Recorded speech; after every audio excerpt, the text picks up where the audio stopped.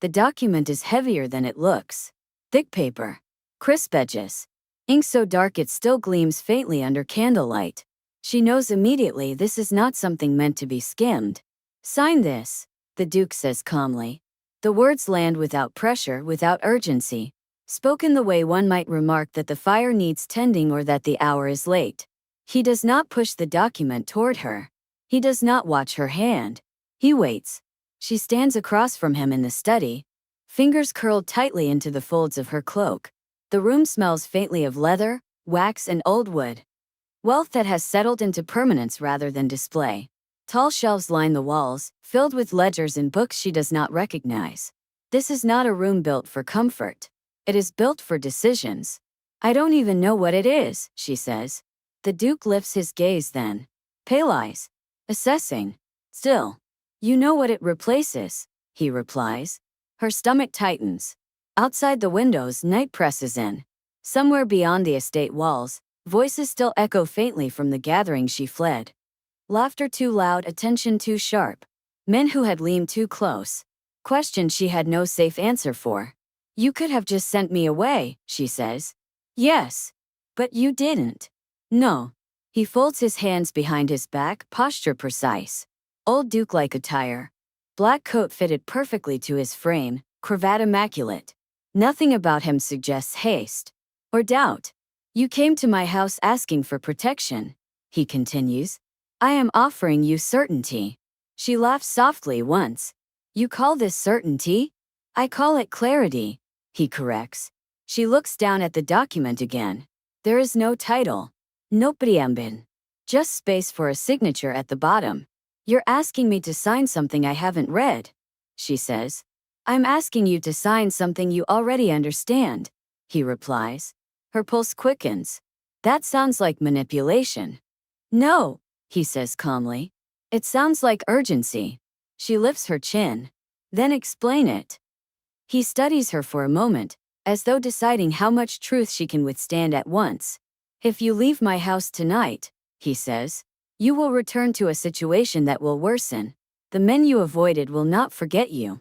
The questions will follow. Your name will be spoken without your presence to correct it." She swallows. "And if I stay? Then your situation becomes mine." "That's not an explanation," she says. "That's a threat dressed up as courtesy." A faint, unreadable shift crosses his expression. "I am not threatening you," he says. "I am informing you." She steps closer to the desk but does not touch the paper. "And this contract?" she asks. "This removes ambiguity," he says. "It establishes boundaries, authority, responsibility. Over me." "For you," he replies. She looks up sharply. "That's a convenient distinction." "Yes," he agrees. "It is." Silence stretches between them, heavy but not hostile. She exhales slowly. "I won't be owned," she says. "No," he replies immediately. "You will be protected." "And the difference?" "You may leave," he says. "Ownership does not permit that." Her heart stutters. "Then why does this feel like a trap?" "Because freedom always does when it is offered with consequences," he replies. She looks at him fully now. "You planned this?" "Yes." "You knew someone would corner me?" "Yes."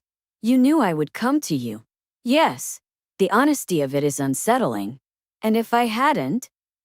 He tilts his head slightly. "Then I would not be standing here." That answer chills her more than any threat could have. She presses her palms flat against the desk. "What happens after I sign?" "You remain here tonight," he says. "Publicly." "And tomorrow?" "Tomorrow," he replies. "Your name will no longer be available for speculation." Her jaw tightens. "Because of you. Because of what you will have agreed to." She hesitates. "You still haven't told me what this binds me to." He steps closer. Not invading her space, but close enough that his presence settles into her awareness like weight. "It binds you to my authority in matters concerning your safety," he says. "Your reputation. Your movements. And in exchange? My protection," he says simply. "And my name." Her breath catches. "That's not a contract," she whispers. "That's a sentence." "No," he replies quietly. It's a shield. She straightens. And how long does this shield last? He meets her gaze steadily. As long as necessary, he says. Or until you revoke it. That stops her. I can revoke it? Yes. When? When you are no longer at risk, he replies. Or when you decide the cost outweighs the benefit. She studies him, searching for deceit. She finds none. Only control. And you, she asks. What do you gain? He does not answer immediately. Order, he says finally. In a situation that would otherwise escalate. That sounds like you're solving a problem, she says. Not helping a person.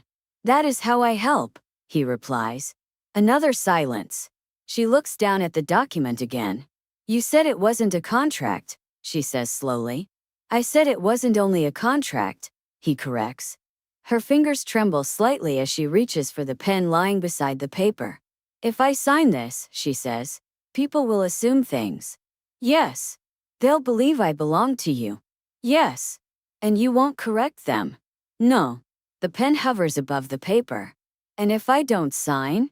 He watches her now. Then I will have you escorted home, he says, and withdraw my involvement. And you think I'll be safe? He answers honestly. No. Her hand stills. That's cruel, she says quietly. No, he replies. That is reality. She closes her eyes briefly. When she opens them, her expression has changed. Not softened but steadied. You don't do this often, she says. No. Why me? Because you asked for help, he says. And because you did not mistake politeness for safety. She swallows. And the cost? She asks again. You said it would cost me. Yes. What? He steps back, giving her space. Visibility, he says. You will no longer move unnoticed. Protection is never invisible. Her chest tightens. She lowers the pen. You're asking me to give up anonymity. Yes. And independence. No, he says. You are exchanging isolation. She considers that. Outside, a carriage passes on the road. The sound is distant, unconcerned. Her life moving on without her. She looks at the Duke. If I sign this, she says slowly, you will not touch me. No. You will not command me beyond what we've discussed. No. You will not use this to silence me. No. And if I regret it? You will, he says calmly. At least once. She exhales a short, surprised laugh. And you'll still honor it? Yes. She looks at the blank line at the bottom of the page. The ink waits. She thinks of the crowd. The hands that lingered too long. The feeling of being seen without being protected. Then she thinks of this room. The silence. The man who does not pretend kindness where authority is required. Her hand steadies. She signs. The Duke does not react immediately. Then he nods once. It's done, he says. The words feel final. What happens now? She asks. He folds the document, slides it into a drawer, and locks it. Now, he says, you stay. Her heart pounds. And the cost? He meets her gaze, calm as ever. You will no longer be able to pretend this was an accident. The fire crackles. Outside, the night presses closer. And she understands with a clarity that tightens her chest. Whatever she has just signed was never meant to be read, only lived. The house changes after she signs. Not visibly, not dramatically, but the air settles, as if a decision has been acknowledged by the walls themselves. You'll dine with me, the Duke says, opening the study door. Not because you're required to, but because it will be noticed if you don't. She nods once. Visibility, she murmurs. Yes. Dinner is served privately. No servants linger. No unnecessary ceremony. The Duke eats with the same controlled ease she has come to associate with him, as if nothing extraordinary has occurred.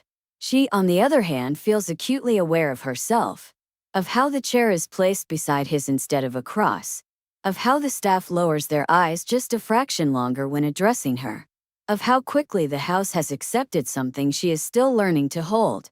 You're not uncomfortable, he observes. I am, she replies. I'm simply not panicking. That will serve you well. She sets her fork down. You're very certain this will work. I am certain it will end what would not have ended otherwise, he says. And if something else begins? His gaze lifts to hers. Then we will address it deliberately. The word settles into her chest like a stone dropped into water. By morning the rumors begin. Not wild speculation, controlled understanding. The Duke's name spoken in conjunction with hers. The absence of questions. The sudden politeness of those who had once felt entitled to her attention. She stands beside him as letters are dismissed unopened. Visitors turned away without explanation. They already believe it, she says quietly. Yes. And you're letting them. Yes. She turns to him. You could correct them. I could, he agrees. But that would invite conversation. And silence closes it. Yes. She exhales. You're very good at this. He studies her. You're adapting faster than most. She almost smiles. Days pass. She is not confined. She walks the grounds freely. She receives visitors of her choosing. She speaks when she wishes and no one interrupts her. But she is never unaccompanied. Not in presence, she is often alone, but in implication. Wherever she goes, the Duke's authority precedes her. One afternoon, she finds him in the study again. You said I could revoke it, she says. Yes. Tell me how. He sets his pen down. You would say so. That's it. Yes. She studies him. And you wouldn't argue. No. And you wouldn't try to convince me otherwise. No. She nods slowly. Then tell me something, she says. If this document was never meant to be read, what was it meant to do? He considers her carefully before answering. It was meant to make you stop being invisible, he says. To yourself included. Her breath catches. That's not protection, she says softly. No, he agrees. It's consequence. She looks away, absorbing that. The evening comes quietly. They stand together at one of the tall windows overlooking the estate. Lanterns glow faintly along the drive. The world beyond feels distant, muted as if paused. You never asked what I wanted, she says. I watched, he replies. You wanted the danger to stop. And now, he says, you're deciding what replaces it. She turns to him fully. You didn't trap me, she says. No. But you made sure every other path was worse. Yes. That's not kindness. No, he says calmly. It's leadership. She lets out a breath that is almost a laugh. I should hate you. You don't, he replies. No, she admits. I don't. Silence stretches, not heavy, not tense. Honest. If I stay, she says slowly, this will change my life. Yes. And if I leave? It already has, he replies. She studies him, this man who does not touch her, does not promise affection, does not soften his authority for comfort. And yet, you never once lied to me, she says. No. You never pretended this was anything else. No. And you gave me a way out. Yes. She nods. That's why I'm staying, she says. Not because I'm afraid of what's out there, but because I choose what's in here. Something shifts then. Not triumph. Not relief. Recognition. He inclines his head slightly. Then the contract stands, he says. Not as a sentence, but as a decision. She steps closer. And the cost? He meets her gaze steadily. You will be seen, he says. And you will never again pretend you don't know your worth. She exhales, feeling the truth of it settle. Outside, the world continues. Inside, something irreversible has already been decided. She did not sign away her freedom. She signed away her invisibility. And the Duke, who had never asked for trust, has become the one place it feels deliberate to give it.